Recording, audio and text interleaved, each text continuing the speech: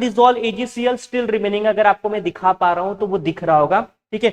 Solubility product, और बच्चे ये जो दोनों टॉपिक्स है ना, एक्शन ऑफ बफर और सॉल्युबिलिटी प्रोडक्ट, कैसे निकालना देखते हैं यहाँ पे। देखो पहला है फॉर द गिवन एग्जांपल।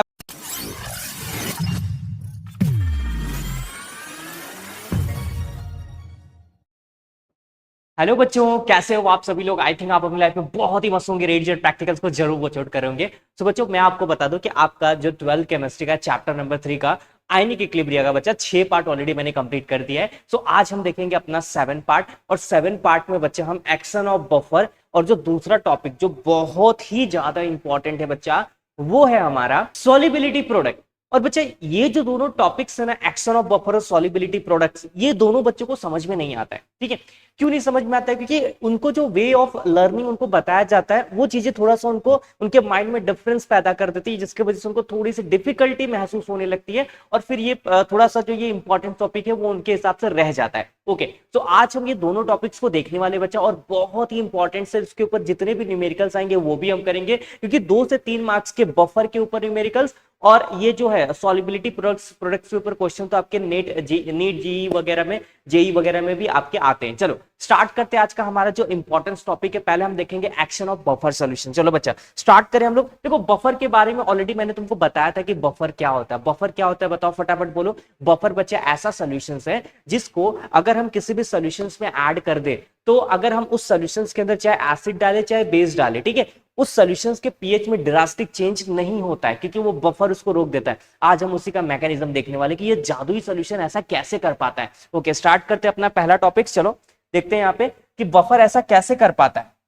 इसके पास ऐसे ऐसा मैजिक किसने दिया है इसको करने के लिए, ठीक है। चलो स्टार्ट करते हैं यहाँ पे, ध्यान से देखना, एक्शन ऑफ बफर सॉल्यूशन। अब हम यहाँ पे एक बफर सॉल्यूशंस बनाएंगे और उसका एक्शन देखेंगे। तो जो बफर सॉल्यूशन मैं यहाँ पे यूज करने वाला हूँ बच्चा, जो मैं सॉल्यूशन बनाने वाला हूँ, let us consider sodium acetate and acetic acid buffer solution. मतलब हम यहाँ पे सोडियम एसीटेट लेंगे और एसिटिक एसिड जो कि आपका वीक एसिड होता है, ये दोनों चीजों को मिला के एक बफर बनाएंगे।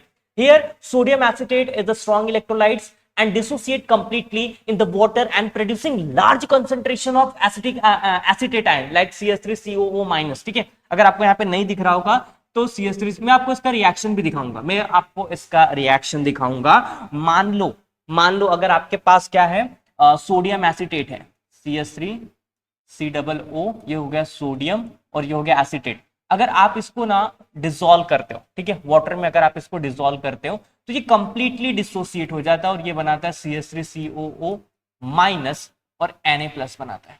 क्या बनाता है बच्चा? ये Na+ बनाता है। सबको समझ में आ रहा है? तो ये सोडियम सिट्रेट है, सोडियम एसीटेट है। क्या है ये बच्चा? Sodium acetate. और अभी इसमें एसिटिक एसिड भी डाल के हम वो बफर सॉल्यूशन को क्या करते हैं, प्रिपेयर करते हैं। ओके, क्लियर है? सबको समझ में आ रहा है? चलो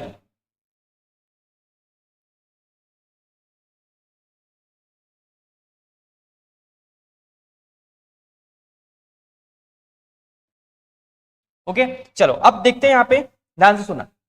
इन acetic acid is the weak acid. देखो सोडियम एसिड के बारे में मैंने बताया था, वो स्ट्रॉन्ग एसिड कंप्लीटली डिसोसिएट होता था। अगर एसिटिक एसिड जो दूसरा वाला है वो आपका वीक एसिड होता है, तो उसका डिसोसिएशन उतना अच्छा नहीं होता, उतना हाई नहीं होता है। That's why strong acid is added to this solution. The added H plus ion will be consumed by the acetate ion like CH3COO minus ion. The small amount of base is added. The added OH ions will be neutralized by the large concentration present in the acetic acid. आपको नहीं समझा होगा, मैं भी बताऊंगा। देखो इसका मतलब क्या है, ध्यान सुना। मैंने थियरी तो लिख दिया, लेकिन एक्सप्लेन करूंगा तभी तो बच्चों को समझ में आएगा, तभी तो उनको अच्छा लगेगा कि यार सर ने कुछ तो अच्छा पढ़ा है। ध्यान से सुना, देखो सारे बच्चे ध्यान सुनो, फोकस करो यहाँ पे, अगर नहीं जिसको समझाए। Yes, 1 2 3 start. ओके, देखो ये क्या बोल रहा है कि अगर आपने कोई बफर सॉल्यूशन बना लिया जिसमें आपका एसीटेट आयन है और एसिटिक आयन है, मतलब एसिटिक एसिड है और सोडियम एसीटेट है, तो सोडियम एसीटेट होके ये बनाएगा और एसिटिक एसिड आपका जल्दी डिसोसिएट नहीं होगा। अब जल्दी डिसोसिएट नहीं होगा तो मान लो आपने सॉल्यूशन में कोई एसिडिक चीज डाल दी जिसमें H+ आयन का कंसेंट्रेशन चाहता है, तो पूरा सॉल्यूशन एसिडिक हो जाएगा। लेकिन बफर क्या करता है, रोक देगा। तो देखो ध्यान से सुनना, देखो क्या होगा। पहला स्टेटमेंट का मतलब समझो। देखो अगर आपके पास एसीटेट आयन है, sodium acetate ion like acetate ion है यहाँ पे, तो ये क्या करेगा, ध्यान से देखना बच्चा। देखो अगर आपके पास एसीटेट आयन है, CH3COO माइनस है, अगर आपने रिएक्शन में क्या डाल दिया, H+ आयन डाल दिया, बहुत सारा सोल्यूशन के अंदर आपने डाल दिया, तो बच्चा ये H प्लस आयन इसके साथ में रिएक्शन करके CH3 COOH बना देगा, CH3 COOH बना देगा। दूसरी चीज, अगर आपने चलो सॉल्यूशन के अंदर कोई भी एसिडिक चीज नहीं डाली, बेसिक चीज डाल दी, कोई भी बेसिक चीज डाल दी, तो क्या पूरा का पूरा सॉल्यूशन बेसिक हो जाएगा? नहीं बच्चा, हम बफर क्यों यूज कर रहे हैं? ताकि हम सॉल्यूशन की पीएच को रोक सके। तो चलो मान लो अब हमारे सॉल्यूशन में है प्रेजेंट हमारा एसिटिक एसिड जो डिसोसिएट नहीं हुआ था, ठीक है। अगर आपने इसमें बेस डाल दिया बच्चा, ठीक है, सिंगल एरो रहेगा ये सब, अगर आपने इसमें बेस डाल दिया तो क्या हो जाएगा? देखो ये OH इस H प्लस आयन के साथ में रिएक्शन, ये OH इस H प्लस आयन के साथ में रिएक्शन करके तो पहले तो बना लेगा H2O, ठीक है, और आपका जो प्रोडक्ट बनेगा वो बनेगा CH3COO माइनस। मतलब आप यहां पे क्या देख रहे हो कि आपका वापस से एसिटिक एसिड और एसीटेट आयन बच रहा है, वापस से एसिटिक एसिड और एसीटेट आयन बच रहा है, जो कि एज आपका बफर का काम करेगा अगर कोई फिर से इसमें ऐड करता है तो। मतलब हम यहां पे क्या समझ पाए बच्चा कि अगर आप सॉल्यूशंस में चाहे एसिड डाल दो चाहे बेस डाल दो, ये दोनों आपस में रिएक्शन करके सबका सब न्यूट्रलाइज कर देते हैं, सबका सब क्या कर देते हैं? न्यूट्रलाइज कर देते हैं, और आपके पीएच को चेंज नहीं होने देते। वापस से देखो, वापस से क्या बन गया? वापस से हमारा वापस से बफर बन गया, एसिटिक एसिड और एसीटेट आयन वापस से आप डाल दो। चलो मैं फिर से एसिड डालता हूं, फिर से बेस डालता हूं, तो सोल्यूशन तुम्हारा एसिड बेस हो पाएगा क्या? नहीं, ये बेस के साथ में रिएक्शन करके एसीटेट आयन बना लेगा और ये एसिड के साथ में रिएक्शन करके एसिटिक एसिड बना लेगा, और एसिटिक एसिड तो आपका डिसोसिएट होता नहीं है जल्दी, ठीक है, तो आपका सॉल्यूशन एसिडिक होगा ही नहीं, ठीक है। मतलब आपको ये चीज समझ में आ चुकी रहेगी अभी तक कि अगर आपने अपने सॉल्यूशंस के अंदर कोई बफर सॉल्यूशन डाल दिया बच्चा, तो आप चाहे एसिड डाल लो चाहे बेस डाल लो, कोई ड्रास्टिक चेंज उस सॉल्यूशंस के अंदर आने वाला नहीं है, ना तो वो एसिड होने वाला है और ना ही वो बेस होने वाला है। ओके सर, हमें समझ में आ रहा है अभी थोड़ी थोड़ी चीजें। तो बफर का यही एक्शन है, बफर का यही एक्शन है। देख रहे हो, अगर आप मैं बहुत सारा डाइल्यूशंस भी करूं ना, कितना भी डाइल्यूशंस कर लूं, तो बफर के पीएच में कोई चेंज नहीं होने वाला। करके देख लो भैया, करके देख लो, H प्लस आयन डाल के डाइल्यूट करो तो एसिटिक एसिड बना लेगा, OH माइनस आयन डाल के करो तो एसीटेट बना लेगा, वापस ये रिएक्शन फॉरवर्ड डायरेक्शन में बढ़ते जाएगा बढ़ते जाएगा बढ़ते जाएगा। मतलब आपका सोल्यूशन एज इट इज रहेगा, मतलब उसके पीएच में कोई चेंज नहीं आने वाला है। सबको समझ में आया बच्चा? सबको समझ में आया? समझ रहे हो ना? देख रहे हो, आपने एसिड डाला बेस डाला, वापस से वही बन गया, एसिटिक एसिड और एसीटेट आयन बन गया वापस से। समझ रहे हो? चलो देखो, अब कुछ चीजें जो हमें पढ़नी चाहिए हम पढ़ लेते हैं यहाँ पे। तो जब आपने एसिड और बेस डाला तो यहाँ पे होता क्या, मैं थोड़ा सा इसको ऊपर करूंगा ताकि नीचे वाली भी लाइन यहाँ पे दिखे, प्यारी सी लाइन है वो नीचे वाली, ठीक है, बहुत ही प्यारा सा लाइन है। आजा आजा आजा आजा भैया। चलो देखो यहाँ पे क्या लिखा है, द एसिड और base added thus cannot change the OH or H plus or OH minus ion concentration, cannot change the H plus or OH minus ion concentration and the pH of the buffer solution is unchanged। आपने चाहे acid डाला चाहे base डाला, किसी भी H plus और OH minus ion के concentration नहीं चेंज हुआ जो हमने प्रीवियस सॉल्यूशन लिया था, क्योंकि बफर ने उसको न्यूट्रलाइज कर दिया। किया कि नहीं किया बच्चा? तो कोई चेंज नहीं आ रहा है। Hence dilution does not have any effect on the pH of the buffer solution. अगर आप कितना भी डाइल्यूशंस कर लो, वो पीएच के सॉल्यूशंस के पीएच को चेंज नहीं करने वाला है, क्योंकि ये साइकिल रिवर्स होते रहता है, ठीक है, साइकिल घूमते रहता है, साइकिल घूमते रहता है, साइकिल घूमते रहता है, और हमको भी घूम घूम के आगे बढ़ना है। ओके चलो, सबको समझ में आ गया action of the buffer solution? आगे बढ़ू ना बच्चा, बफर का एक्शन सबको समझ में आना बहुत जरूरी है, ठीक है। ये एसिटेट, ये सबका मतलब यही यहाँ पे लिखा है 2 लाइन में, पढ़ लेना। चलो नेक्स्ट देखते हैं, properties of the buffer solution. इसमें कुछ नहीं है, देखो मैं बताता हूँ, देखो ये तो फटाक से खत्म करूंगा। The pH of the buffer solution does not change appropriately, ठीक है।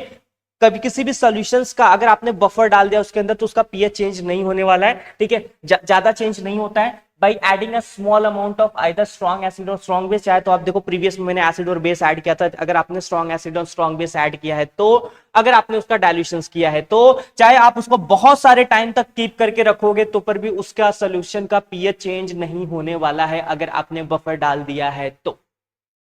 एक चीज सबको समझ में आई? सबको समझ में आई क्या बच्चा? सबको समझ में आया है कि देखो बफर का एक्शन बहुत ही खतरनाक है भैया, हमारे सॉल्यूशंस के पीएच को वो चेंज होने नहीं देता है, चाहे आप डाइल्यूशंस कर लो, चाहे आप स्ट्रॉन्ग एसिड स्ट्रॉन्ग बेस डाल दो, चाहे आप उसको लॉन्ग टाइम तक रख लो तो पर भी।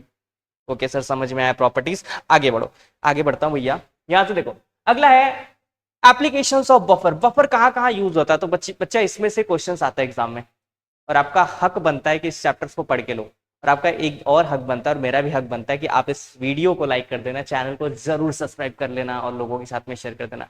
आपका एक सब्सक्राइबर इस चैनल के लिए बनता है बच्चा, बहुत ही मोटिवेशन मिलता है मुझे अगर कोई बच्चा सब्सक्राइब करता है चैनल को। तो ठीक है, एक दिल से मतलब बहुत ही अच्छा आता है कि यार मैंने ना कुछ अच्छा पढ़ाया बच्चों के लिए, ठीक है। अदरवाइज ठीक है, चैनल चल तो रहा है, लेकिन आपके सपोर्ट की नीड मुझे हमेशा रहेगी। ओके, पहला है action of applications of buffer solution. इसमें हम देखते हैं बायोकेमिकल सिस्टम, मतलब हमारे जो बायोलॉजिकल सिस्टम जितने होते हैं उसमें बफर के क्या यूज होते हैं। तो ध्यान से सुनना, बहुत ही इंपॉर्टेंट टॉपिक है बच्चा। आपको पता होगा हमारे ब्लड का जो पीएच होता है वो 7.36 से 7.42 होता है, और इस पीएच को मेंटेन किया जाता है हमारे ब्लड के अंदर जो बफर बनता है उससे, और वो होता है HCO3 प्लस H2CO3। ये बफर क्या करते हैं, ये बफर क्या करते हैं, अगर हमने हमारा अगर बॉडी का जो पीएच है अगर वो एसिडिक हो गया, बेसिक हो गया, ठीक है, तो ये बफर उस एसिडिटी बेसिसिटी को मेंटेन करते। नहीं तो बच्चा अगर आपके ब्लड में, ध्यान सुनना, अगर आपके ब्लड का जो पीएच है अगर बच्चा वो 0.2 भी बढ़ जाए ना एक्स्ट्रा, तो आपकी डेथ हो सकती है, आपकी डेथ हो सकती है, इतना खतरनाक होता है, ठीक है। तो बफर हमारे बॉडी में भी बनता है, वही लिखा है कि अगर 0.2 यूनिट्स भी बढ़ गया, इंक्रीज हो गया, डिक्रीज हो गया, तो आपकी डेथ हो सकती है। और ये बफर कभी कभी हमको समझ रहे हो, इंट्रावेनस इंजेक्शंस के थ्रू भी सलाइन जब चढ़ाया जाता है तो हमारे बॉडी में ये बफर को मेंटेन किया जाता है, मतलब बाहर से भी हमें कुछ सलाइन इंजेक्शन देके भी उस बफर को क्या किया जाता है, मेंटेन किया जाता है प्रॉपरली। हमारे पीएच ऑफ द एसिड और एसिड के बफर एसिड के हमारे ब्लड के एसिड बेस को क्या किया जाता है, मेंटेन किया जाता है, बाहर से कभी कभी सलाइन चढ़ा के। चलो देखते हैं एग्रीकल्चर्स में क्या यूज होने वाला है। तो बच्चा एग्रीकल्चर्स में हमारे जो सॉइल होते हैं अगर वो एसिडिटी बेसिक हो जाए, ठीक है, चाहे एसिडिक हो जाए चाहे बेसिक हो जाए, तो हम बच्चा उसमें जो चावल और गेहूं उगाते हैं ना वो थोड़ा सा डिफिकल्ट हो जाएगा, ठीक है, नहीं हो पाएगा फिर, ठीक है। तो हम उसमें भी उसकी फर्टिलिटी को भी इंक्रीज करने के लिए बच्चा बफर ऐड करते हैं। कैसा बफर ऐड करते हैं, the soil get buffer due to the presence of salt such as carbonate, bicarbonate, phosphates, ठीक है। ये सारा सिस्टम, ये सारा जो सब्सटेंस हम सॉइल के अंदर ऐड करते हैं ताकि सॉइल को भी हम एसिडिक और बेसिक्स होने से क्या कर सके, बचा सके। अगला पॉइंट है कि इंडस्ट्री में कहा यूज होता है। तो आपको बता दूं कि इंडस्ट्री में हमारा जो इंक इंडस्ट्री है, ठीक है, buffer play important role in paper, dyeing, ink, paint and drug industry, ठीक है। ये सारी जगहों पे बफर का क्या है, बहुत अच्छी तरीके से यूज होता है। And second last is medicine, ठीक है। मेडिसिन में देख लेते हैं कि मेडिसिन में कहाँ यूज होता है। तो जो आपका पेनिसिलिन होता है, ठीक है, पेनिसिलिन जो आपका प्रिपेयर होता है वो स्टेबिलाईज किया जाता है by addition of sodium citrate. और सोडियम सिट्रेट उस टाइम पेनिसिलिन आपको पता है ना, ठीक है, हमारे बॉडी में बहुत ही अगर कोई इन्फेक्शन हो जाए तो उससे बचाने के लिए हम पेनिसिलिन यूज करते हैं, उसको बचाने के लिए, मतलब अपने बॉडी को बचाने के लिए हम पेनिसिलिन यूज करते हैं, ठीक है। अब पेनिसिलिन को बनाने के लिए एक बफर इसमें डाला जाता है ताकि पेनिसिलिन की एसिडिटी और बेसिसिटी को मेंटेन किया जाए, और वो होता है बच्चा आपका सोडियम सिट्रेट, ठीक है। Sodium citrate as a buffer इसके अंदर क्या किया जाता है, ऐड किया जाता है during the preparation of penicillin, ठीक है। और एक चीज और बताता हूं, आपका जो मिल्क ऑफ मैग्नीशिया होता है, जैसे कि जब आपको कब्ज वगैरह हो जाती है, ठीक है, तो उसमें मिल्क ऑफ मैग्नीशिया करके आप एक दवा यूज करते हो कब्ज वगैरह में, कब्ज को इंग्लिश में क्या बोलते हैं, कॉन्स्टिपेशंस, ठीक है। तो उसमें भी हम क्या करते हैं, एक बफर डालते हैं दैट इज मैग्नीशियम सिट्रेट, ठीक है। ये भी अगर चाहो तो आप लर्न कर सकते हो। Okay, last one analytical chemistry. Analytical chemistry में बताता हूं आपको, आप जब ग्रुप एनालिसिस करते हो, ग्रुप एनालिसिस केमिस्ट्री में जब आप करते हो, जब आप सॉल्ट एनालिसिस करते हो, तो जब आप थर्ड ग्रुप पे पहुंचते हो, थर्ड ए थर्ड बी ये सब होता है ना, थर्ड मतलब आप सॉल्ट एनालिसिस में ग्रुप एनालिसिस करते हो, एक पहला ग्रुप आया दूसरा ग्रुप आया, थर्ड में, तो थर्ड में ना आपको ना पीएच 8 to 10 मेंटेन करना होता है, बेसिसिटी मेंटेन करनी पड़ती है। तो वहां पे हम एक बफर सोल्यूशन हमारे इसके टेस्ट ट्यूब के अंदर ऐड करते हैं, and that is our NH4OH और NH4Cl, ताकि हम ना प्रेसिपिटेट कर सके। और जैसे पीपीटी आता है थर्ड वाले में, आप बोलते हो सर पीपीटी आ गया, थर्ड ग्रुप हमारा प्रेजेंट हो गया, तो वो जो पीपीटी है वो मेंटेन आने के लिए ना पहले रिएक्शन को मेंटेन किया जाता है, और जो बफर डाला जाता है, आपने डाला होगा NH4OH और NH4Cl, अगर आप ये प्रैक्टिकल्स परफॉर्म कर रहे होगे तो बेसिक वाला, ठीक है। चलो, अब इतने सारे इंपॉर्टेंट एप्लीकेशंस थे आपके बफर के, जो कि आपके बोर्ड एग्जामिनेशन में बच्चा 2 मार्क्स के लिए हर बार पूछा गया, और ये इंपॉर्टेंट है बच्चा, करके जाना, ठीक है। करोगे ना, सारे बच्चे करोगे ना ऐसे क्वेश्चंस, ओके बच्चा। देखो आप जो मेरे से पढ़ रहे, जरूरी नहीं कि आपको ये याद रहे, लेकिन जो बच्चा हार्डवर्क और मेहनत करेगा ना उसको ये कभी नहीं भूलेगा। आज पढ़ लिया छोड़ दिया ऐसा नहीं होता है प्रिपरेशंस बच्चा, ठीक है, आज पढ़ लिए, 2 दिन बाद एक बार और रिवाइज कर लो, 3 दिन बाद केमिस्ट्री का बुक उठा के देख लो, फिजिक्स का बुक उठा के देख लो, फटाफट जो भी इंपॉर्टेंट टॉपिक है कैच आउट करो, माइंड में रीड करो, ठीक है, शॉर्ट नोट्स बनाओ। बच्चा अगर आप पढ़ रहे हो ना तो अच्छे से पढ़ो, नहीं पढ़ रहे हो तो ठीक है, मस्ती मजाक चलते रहेगी, जिंदगी चलती रहेगी, लेकिन अगर आप पढ़ रहे हो ना तो बच्चा अच्छे से पढ़ो, क्योंकि यही आपकी लाइफ को चेंज करेगा, यही जो मोमेंट है ना यही आपकी लाइफ को चेंज करेगा। आपको मजा करना, आगे बहुत ही मजा मिलेगा, ठीक है। अभी आपके एग्जाम बहुत ही जल्दी खत्म हो जाएंगे, मतलब आपके फेब में सारे एग्जाम खत्म हो जाते हैं, उसके बाद आप मजा करिए, घूमिए, आपके एग्जाम बहुत ही जल्दी खत्म होने के बाद आपके एडमिशन बहुत ही लेट होते हैं, ठीक है, आपको बहुत सारा टाइम मिलेगा घूमने और मजा मस्ती करने के लिए, ये टाइम काफी क्रूशियल है, प्लीज मेहनत करो और आगे बढ़ो। ओके, मैं भी आगे बढ़ता हूँ, ठीक है चलो। ओके ओके, आगे आप यहाँ पे आपका न्यूमेरिकल्स, मैंने बोला था ना बफर के ऊपर जो न्यूमेरिकल्स होते हैं फिक्स होते हैं, बोर्ड एग्जामिनेशन लगभग फिक्स होते आते भी हैं, ठीक है। चलो देखते हैं, अब यहाँ पे देखते हैं, पहला जो आपको न्यूमेरिकल्स दिया गया है यहाँ पे, सॉल्यूशंस लिख देता हूँ, सॉल्यूशन, ठीक है, सॉल्यूशन स्टार्ट करते हैं। Calculate the pH of the buffer solution, आपको फाइंड क्या करना है यहाँ पे, पीएच, पीएच आपको फाइंड करना है, buffer solution containing 0.05 mole of NaF, ठीक है, NaF आपका एक सॉल्ट है, ठीक है, आपका सॉल्ट दिया है 0.05 मोल, ये आपके सॉल्ट दिया है, और आपका HF एक एसिड है, एसिड हाइड्रोफ्लोरिक एसिड जानते होगे HF है, HF कितना दिया 0.015 मोल, ठीक है, पर लीटर। एंड Ka भी आपको दिया हुआ है, Ka कितना दिया हुआ है बच्चा, Ka दिया हुआ है डिसोसिएशन कांस्टेंट ऑफ एसिड 10⁻⁴, ठीक है, फॉर HF। आपको पीएच पूछा है, ठीक है, आपने हैंडरसन हॉसल ब्लैच इक्वेशंस पढ़ा होगा, जहां पे फॉर्मूला क्या था आपका, बताओ फॉर्मूला क्या था, ये सर फॉर्मूला बताता हूं, आप ही बता दो, pH is equal to pKa plus log to the base 10 salt upon acid, यही था क्या, अगर मैं गलत नहीं हूं तो यही था क्या, यस, सारे बच्चों को पता था सर, यही था, ओके। मुझे पीएच फाइंड करना है पर मुझे पीकेए नहीं मालूम है, पीकेए मालूम है क्या बच्चा, नहीं मालूम है सर, मुझे पीकेए नहीं मालूम है, तो पीकेए का एक फॉर्मूला होता है, pKa is equal to minus log to the base 10 के होता है, ये क्या पता था सबको, सबको पता था, हाँ सर पता था, चलो पीकेए निकाल लेते हैं यहां से, minus log to the base 10 के कितना है 7.2 इंटू 10⁻⁻⁴, क्या यही 7 है, यस के है। चलो अब इसका log निकालोगे तो इसका मल्टीप्लीकेशन में तो log ये नीचे आ 10⁻⁴ नीचे आ जाएगा, ठीक है, तो ये 10⁻⁴ हो जाएगा, ठीक। अब देखो आप इस पे log लगाओगे, ये मल्टीप्लीकेशन है तो प्लस हो जाएगा, इस पे log लगाओगे 10⁻⁴ है तो ये पहले आ जाएगा, ठीक है, इसका log करोगे तो पहले आ जाएगा, minus log to the base 10 7.2, okay. यहाँ पे ऑलरेडी माइनस था, ये माइनस ऑलरेडी था, और 10⁻⁴ इधर लूंगा तो ये माइनस माइनस क्या हो जाएगा, प्लस हो जाएगा, क्या हो जाएगा ये प्लस, ठीक है,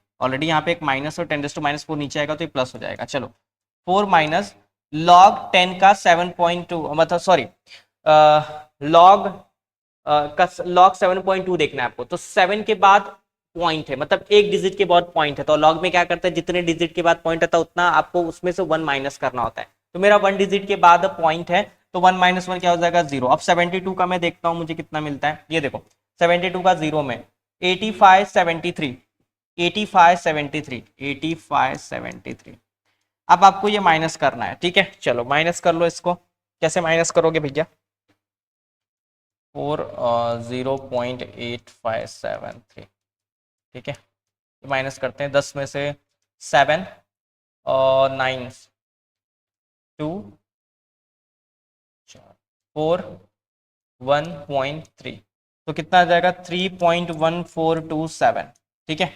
3.1427, ठीक है। चलो आगे बढ़ते हैं, अब इसमें फॉर्मूले में पुट करेंगे हम लोग, फॉर्मूला क्या था बताओ, pH is equal to pKa plus log to the base 10 salt upon acid, ठीक है, यही था क्या, चलो pKa मेरा कितना आ गया 3.1427 plus log to the base 10, salt की वैल्यू कितनी है, दैट इज 0.05 अपॉन एसिड की वैल्यू कितनी है 0.015, ठीक है, ठीक है, log टू द बेस 10 तो बड़ा डिस्टर्ब कर रहा है यार, ओके 3.1427 प्लस, ये दोनों डिवाइड करोगे, ठीक है। अगर आपको डिवाइड नहीं करना तो आपको क्या करना पड़ेगा, लॉग माइनस करके करना पड़ेगा, ठीक है। ये दोनों डिवाइड कर दो, बहुत ही ज्यादा अच्छा अच्छा रहेगा आपके लिए। चलो मैं इसको डिवाइड करूंगा तो मुझे मिल जाएगा लॉग टू द बेस 10, कर लेता हूँ मोबाइल से यार, ठीक है।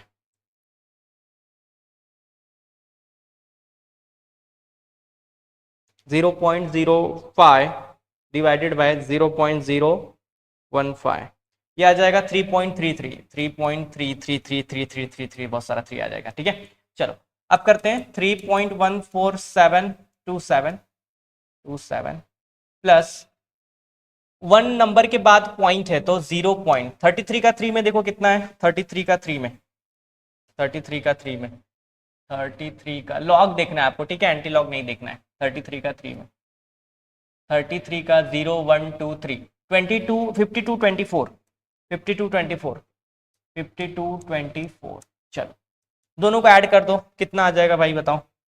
ये आ जाएगा 31427 0.5224,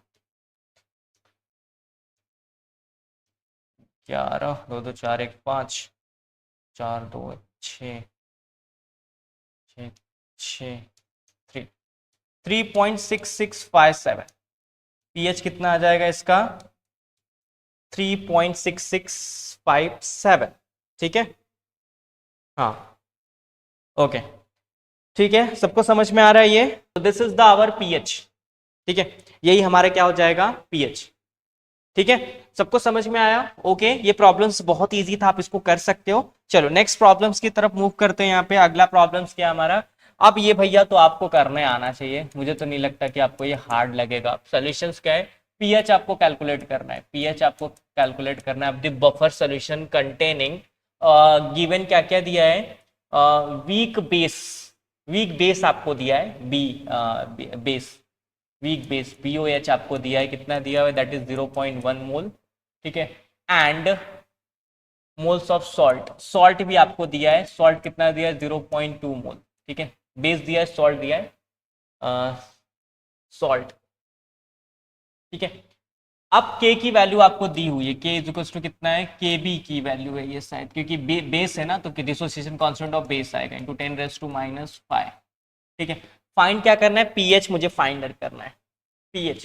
भैया पीएच तो एसिड का होता है, पीएच किसका होता है, एसिड का होता है, पर यहाँ पे तो बेस दिया, पर आपको एक फॉर्मूला पता है, क्या फॉर्मूला पता है, pH plus pOH is to क्या होता है, 14, तो पीएच इज टू क्या हो जाएगा, 14 माइनस पीओएच, ठीक है। तो मुझे अगर पीओएच की वैल्यू मिल जाए तो हो जाएगा। तो सॉल्ट अपॉन बेस दिया है, तो आपको हेंडरसन इक्वेशन लगाना पड़ेगा, ठीक है। क्या था Henderson equation, pOH is to pKb plus log to the base 10 salt upon acid, ठीक है। क्या मुझे पीकेबी बैग की वैल्यू नहीं दी हुई है भैया, तो पीकेबी का एक फॉर्मूला होता है minus log to the base 10 KB.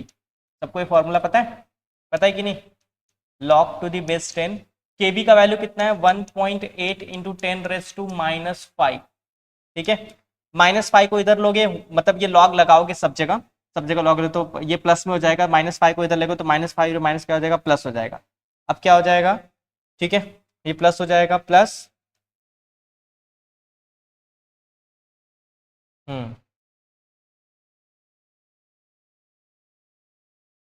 Okay,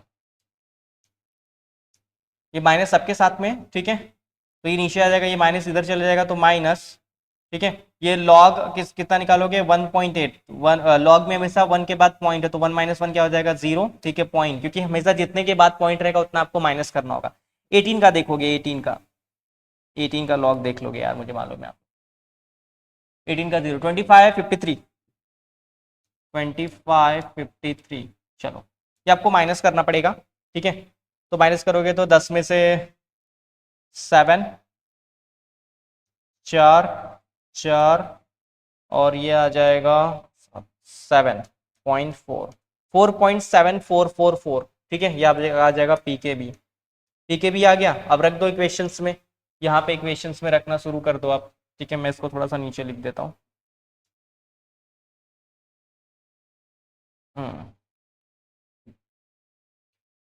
देखो POH का फॉर्मूला क्या होता है, PKB plus log to the base 10 salt upon acid. ठीक है, चलो PKB की वैल्यू कितनी आई, 4.7447 plus log to the base 10, salt हमारे पास कितना है, सॉल्ट 0.2 अपॉन एसिड्स, अच्छा बेस के लिए कर रहे हैं ना, तो बेस के लिए एसिड नहीं आएगा, बेस आएगा, बेस बेस बेस।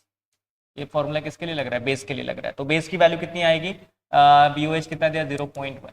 ठीक है, चलो आप इसको डिवाइड करोगे तो आपको मिल जाएगा, ठीक है पहले मैं इसको डिवाइड ही कर लेता हूँ, इसको डिवाइड करोगे तो आपको मिल जाएगा, ठीक है कितना मिल जाएगा यार, 10 तो 10 2 हो जाएगा, ये log 2 हो जाएगा, log 2 तो आप दे सकते हैं 20 में, पॉइंट 2 है तो पॉइंट 1 डिजिट के बाद पॉइंट है तो यहाँ पे क्या आ जाएगा 0 पॉइंट। ठीक है, चलो 20 का देख लो जाके भैया, 20 का देख लो कितना है, 20 का 0 में 3010, चलो इसको माइनस कर लो, कितना आ जाएगा माइनस करोगे तो, अरे कितना कहाँ गया यार, हाँ प्लस करना है क्या, हाँ चलो ठीक है, 7 5 4 1 और ये हो जाएगा 5। ठीक है, इतना आएगा POH 5.04, मतलब आप एक अप्रॉक्सीमेट अगर मानोगे तो ये 5 है, कितना है 5, तो 14 माइनस 5 कर लो तो आपको कितना आ जाएगा 9। आपका PH कितना आ जाएगा, PH आपका आ जाएगा 9, PH आपका कितना आ जाएगा 9। ठीक है, क्लियर है, सबको समझ में आया, तो यहाँ पे PH की वैल्यू हमारी कितनी आ गई, 9 आ गई। ये रहे दोनों न्यूमेरिकल्स, और दोनों न्यूमेरिकल्स तो बहुत इजी थे, मुझे तो इससे इजी न्यूमेरिकल्स अच्छा दिखे नहीं अभी तक, क्योंकि देखो इसमें ना एक कंफ्यूजन थोड़ा सा ट्रिक दिया था कि उसने ना सारा डेटा सब POH का दिया हुआ था और आपसे PH पूछ दिया, तो आपको तो पता है भैया PH का फॉर्मूला होता है PH plus POH equal to 14, अगर मैं POH निकालिए, यहाँ पे सॉल्ट अपॉन एसिड दिया है तो मतलब आपको हेंडरसन इक्वेशन लगेगा, हेंडरसन इक्वेशन सारे बच्चों को याद है, उसमें दोनों फॉर्मूलेस मैंने बोला था कर लेना, ठीक है प्रीवियस में लेक्चर्स में मैंने बताए थे। ओके सर, क्लियर, बहुत इजी था ये। अब पढ़ेंगे सॉल्युबिलिटी प्रोडक्ट। सॉल्युबिलिटी प्रोडक्ट्स क्या होता है और इसको कैसे रिप्रेजेंट किया जाता है, क्या क्या चीजें इसमें आती है, बहुत ही बड़ा टॉपिक होने वाला है। आज तो मैं छोटा सा इसको पढ़ाऊंगा, लेकिन कल जो नेक्स्ट वीडियो आएगा और लास्ट वीडियो रहेगा उसमें बहुत ही अच्छे से बताया जाएगा। पहले ये देख लो, यहाँ पे आपको ना जो मैं चीजें बताऊंगा वो आपके एग्जामिनेशन में आता है बच्चा। अब आपको यहां से हटना नहीं है क्योंकि ये इंपॉर्टेंस टॉपिक है। देखोगे ना सब लोग, यहाँ पे देखोगे कि नहीं देखोगे, देखोगे, मुझे ही देखो बस। अब यहां से आपका ध्यान नहीं हटना चाहिए, अगर यहां से आपका ध्यान हटा तो सब खत्म, यू खत्म, यू खत्म। ठीक है, ध्यान दोगे ना यहाँ पे, सारे बच्चे ध्यान दोगे। ओके चलो स्टार्ट करूं मैं। सॉल्युबिलिटी प्रोडक्ट क्या होता है, सॉल्युबिलिटी प्रोडक्ट्स क्या होता है, ध्यान से सुनना सारे बच्चे, ध्यान से सुनना, सॉल्युबिलिटी प्रोडक्ट्स क्या होता है। ठीक है, देखो सॉल्युबिलिटी प्रोडक्ट, पहले देखो सॉल्युबिलिटी प्रोडक्ट्स मुझे पढ़ाना तो है, लेकिन मुझे उसके पहले तुम्हें बताना पड़ेगा कि सॉल्युबिलिटी क्या होती है।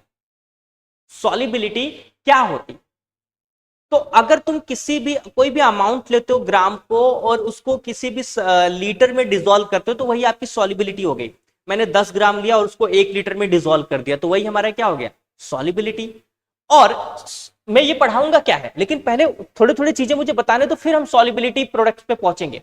तो सबको सॉल्युबिलिटी आई थिंक समझ में आ गया रहेगा कि यार ये जो सॉल्युबिलिटी होता है ये कुछ नहीं है, बस ये कुछ ग्राम मैंने लिया और वॉल्यूम में डिसॉल्व किया, 1 लीटर में डिसॉल्व किया, 2 लीटर में डिसॉल्व किया, ये तो हमारा सॉल्युबिलिटी हो गया। ओके सर, सॉल्युबिलिटी तो आपने बहुत ही अच्छे से बताया हमको, पर ये सॉल्युबिलिटी इक्विलिब्रिया क्या है, इक्विलिब्रियम क्या है। सॉल्युबिलिटी इक्विलिब्रियम ये होता है कि मेरे पास कोई अगर ऐसा सॉल्ट है जो कंप्लीटली डिसोसिएट नहीं हो रहा है, कंप्लीटली डिसोसिएट नहीं हो रहा है, कंप्लीटली नहीं टूट रहा है, तो वो क्या करेगा, उसका कुछ पार्ट रिएक्शन में डिसॉल्व होगा और कुछ पार्ट एज इट इज रहेगा, और उसके बीच में कुछ डिसॉल्व हुआ, कुछ एज इट इज रिमेनिंग है, तो जो बीच में अटक गए ये लोग, तो यहां पे होता है इक्विलिब्रियम अटेंड। क्या अटेंड होता है, इक्विलिब्रियम, इसी को बोलते हैं सॉल्युबिलिटी इक्विलिब्रियम। जैसे आपने एक मान लो AgCl का सॉल्ट लिया, अब उसको पानी में डाला तो कुछ AgCl ना डिसॉल्व हो जाएंगे, कुछ सॉल्युबल होने लगेंगे और वो Ag प्लस और Cl माइनस में ब्रेक डाउन होंगे। लेकिन किसी किसी का क्या होगा, प्रेसिपिटेशन होने लगेगा, मतलब कोई बहुत सारे मॉलिक्यूल्स तो डिसॉल्व हो पाएंगे लेकिन बहुत सारे ऐसे मॉलिक्यूल्स भी रहेंगे जो डिसॉल्व नहीं होंगे, कुछ ऐसे रहेंगे कि AgCl रिटर्न हो रहा है, सॉलिड मतलब डिजोल्व होने से फिर बाद में आ जा रहा है, फिर AgCl बना रहा है, तो वही होता है इक्विलिब्रियम। उसी को क्या बोलते हैं? इक्विलिब्रियम। तो जहां पे यूनी आयोनाइज्ड मॉलिक्यूल्स Ag और आयोनाइज्ड मॉलिक्यूल्स के बीच में क्या अटेंड हो जाता है? इक्विलिब्रियम अटेंड हो जाता है। मतलब ये कुछ अमाउंट डिसॉल्व होता है और कुछ एज इट इज रहता है, इसी को बोलते हैं solubility equilibria. Okay sir, solubility equilibria तो आपने बहुत ही अच्छे से हमको समझा दिया कि यार कुछ पार्ट डिसॉल्व होगा, कुछ पार्ट डिसॉल्व नहीं होगा। समझ में आया हम लोग को? आप थोड़ा सा और एक्सप्लेन करके थोड़ा सा बताओ हमको क्या है। देखो, जो आपके स्पैरिंगली सॉल्युबल सॉल्ट होते हैं like AgCl, put in the water and stir vigorously, जब आप उसको विगरसली डिसॉल्व करते हो तो there is a small amount of AgCl dissolve and in the water to form saturated solution and most of the salt are remaining। मैं बताता हूं आपको।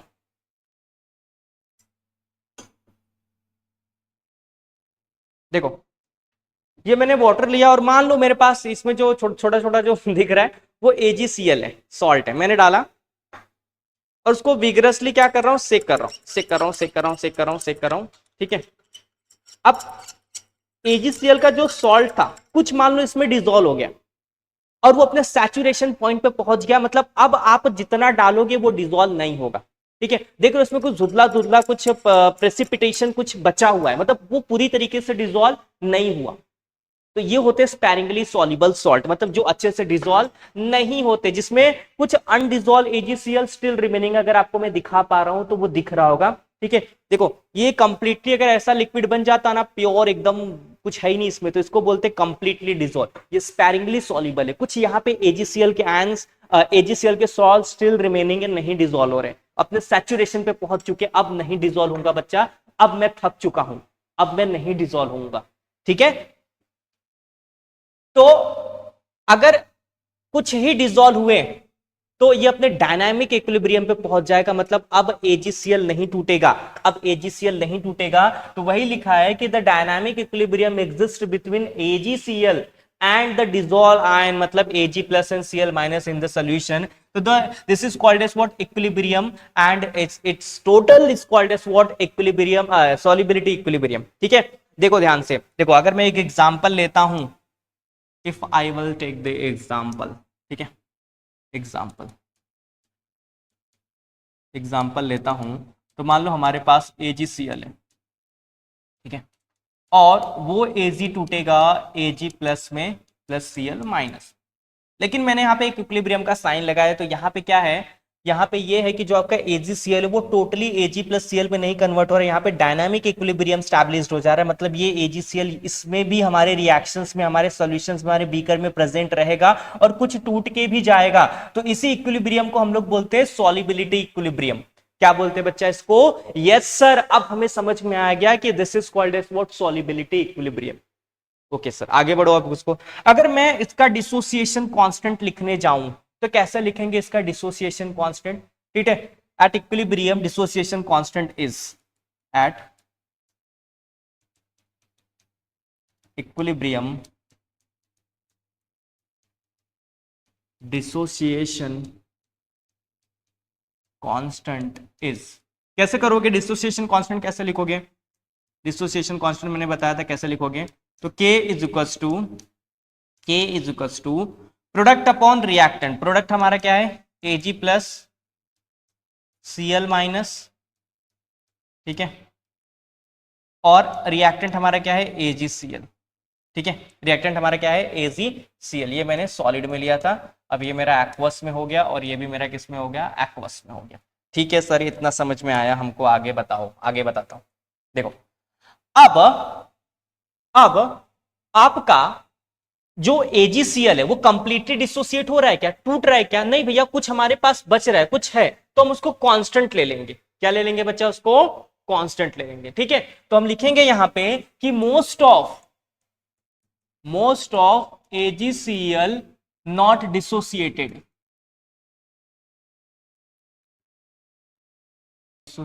hence AgCl is constant। मतलब मैं यहां पे क्या लिख सकता हूं कि AgCl is equal to constant, और इज इक्वल टू कांस्टेंट। और यहाँ पे एक तो K मैंने दिखा दिया, तो इसको मैं क्या लिख दूंगा? K dash. क्या लिख दूंगा? के डैश। तो अब ये फॉर्मूला कैसा हो जाएगा, देखो जो पीछे था, K is equal to Ag plus Cl minus, और यहां पे क्या था एजीसीएल, तो इसके जगह पे मैं क्या लिख दूंगा के डैश। अब देखो ये के इधर लेके जाऊंगा तो क्या हो जाएगा के इंटू के डैश, ठीक है, ये दोनों प्रोडक्ट हो जाएंगे किसके, एजी प्लस और सीएल माइनस के, ठीक है। तो मैं यहाँ पे एक इक्वेशन क्या लिख सकता हूं कि the product of K into K dash is the another constant and this is called as what, solubility product. इसी को क्या बोलते हैं बच्चा, solubility product, and it is donated by KSP. मतलब मैं के इंटू के डैश के जगह पे क्या लिख सकता हूं, KSP. KSP is equal to क्या हो जाएगा, एजी प्लस और सीएल माइनस। ये मेरा क्या हो जाएगा बच्चा, यस सर, ये मेरा हो जाएगा केएसपी। तो के जो आपका सॉल्युबिलिटी प्रोडक्ट होता है उसको हम किससे रिप्रेजेंट करते हैं, केएसपी से। और सॉल्युबिलिटी प्रोडक्ट यहाँ पे क्या है, तो के इंटू के डैश आया कहां से, जब हमने स्पैरिंगली सॉल्युबल सॉल्ट लिया AgCl का, तो जो most of the salt dissolve नहीं हुए तो उसको हम लोगों ने के डैश मान लिया। क्या मान लिया बच्चा, के डैश मान लिया। तो के इंटू के डैश आपका हो जाएगा KSP। क्या हो जाएगा, KSP। KSP is denoted as what, solubility product. Okay, इतना तो आ गया मुझे समझ में। अब हमें बताना है आपको डेफिनेशन, एग्जैक्ट डेफिनेशन एग्जाम में आता है, सॉल्युबिलिटी प्रोडक्ट का डेफिनेशन बताता हूं, वो भी बताऊंगा। पहले मैं एक consider a general salt, consider a salt, like मैंने ले लिया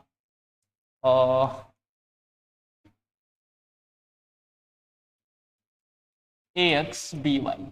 अगर मैं इसको ब्रेक डाउन करता हूं तो ये कैसे टूटेगा, A प्लस में टूटेगा और प्लस B माइनस में टूटेगा। इसका जो कोएफिशिएंट है ये यहाँ पे, इसका जो भी है वो यहाँ पे आ जाएगा, इसका जो भी है वो यहाँ पे आ जाएगा। चार्जेस कैसे लिखते हो, इसका जो भी है मतलब ये AX के बराबर है ना, तो X का जो चार्जेस है वो B का चार्जेस हो जाएगा, और Y जो चार्जेस है वो A का चार्जेस हो जाएगा। किसका चार्जेस हो जाएगा, A का। यहाँ पे क्या हो जाएगा आपका Y, ठीक है। ठीक है कि नहीं, सबको समझ में आया कि नहीं, मैं बताता हूं। देखो जैसे आप लेते हो BaCl2 तो आप कैसे लिखते हो, सर Ba प्लस 2 हो गया और Cl क्या हो गया, माइनस हो गया। तो कैसे लिया, देखो ये इसका जो चार्ज था ये यहाँ पे मैंने लिखा, और इसका B के ऊपर कुछ नहीं मतलब 1, तो इसका जो चार्ज था मैंने -1 लिखा। सर समझ में आया है। तो आप रिएक्शन को बिल्कुल ऐसा लिखते हो, एक जो जनरल सा रिएक्शन है यार कि कैसे लिखा जाता है। अगर आपके पास AB है तो A प्लस में टूटेगा, B माइनस में टूटेगा। उसका जो कोएफिशिएंट है उसके साथ लिखा, उसका जो कोएफिशिएंट है उसके साथ लिखा। इसके जो चार्ज है वो ये कंटेन करता है, इसके जो चार्ज होते हैं वो यहाँ से आते हैं। ठीक है सर, लिख दिया सर, लिख दिया, समझ में आ गया मुझे कैसे करना था ये। अगर मैं इसके केएसपी की बात करूं, अगर मैं पूछ दूं कि बच्चा इसका केएसपी सॉल्युबिलिटी प्रोडक्ट कैसे लिखोगे आप, ठीक है, कैसे लिखोगे इसका सॉल्युबिलिटी प्रोडक्ट, तो ध्यान से देखना, अब ध्यान से देखना। सॉल्युबिलिटी प्रोडक्ट क्या होता है, दोनों जो कटायंस और अनायंस का पहले प्रोडक्ट लिखोगे, like AY plus BX minus, ठीक है। और जो भी इसका कोएफिशिएंट रहेगा वो उसके पावर के इक्वल में आएगा। मतलब अगर यहाँ पे x है तो x है, y है तो y, मतलब जो भी इसका कोएफिशिएंट रहेगा वो एज इट इज कहां पे डाल दोगे, पावर पे डाल दोगे। इसी को बोलते KSP।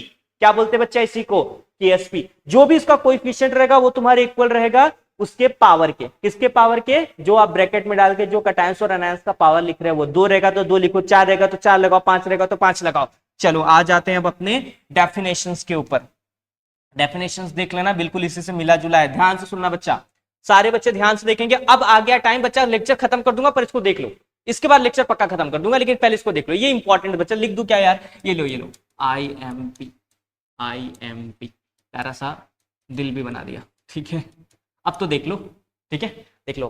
चलो, इन द सैचुरेटेड सोल्यूशन मतलब ऐसा पॉइंट जहां पे AgCl जितना ब्रेकडाउन होना था ब्रेकडाउन हो चुका, अब AgCl नहीं टूटेगा। In the saturated sparingly soluble salt product of equilibrium, देखा रहेगा equilibrium concentration of constituents ion raises to their, देखो ये दोनों प्रोडक्ट है कंस्टिट्यूएंट्स आयन का, raises to their coefficient is equals to their coefficient in the balanced chemical equation at the given temperature is called as what, solubility product is called as what बच्चा, solubility product. मतलब एक sparingly soluble salt में जब उसका equilibrium attend होता है तो जब दोनों आयंस का जो कंसंट्रेशन होता है वो उसके raise to the power, raise coefficient जो होता है वो इक्वल होता है तुम्हारे रेज टू द पावर के in the balanced chemical equation at the given temperature is called as what, solubility product. इसी को क्या बोलते हैं बच्चा, सॉल्युबिलिटी। रट्टा मत मारना भैया, बस जैसे बता रहा हूं वैसे बोलो। देखो सब लोग बताओ, ये सैचुरेटेड सोल्यूशन है in the sparingly soluble salt, मतलब AgCl जो भी आप लेते हो स्पैरिंगली सॉल्युबल सॉल्ट का ये सैचुरेटेड पॉइंट है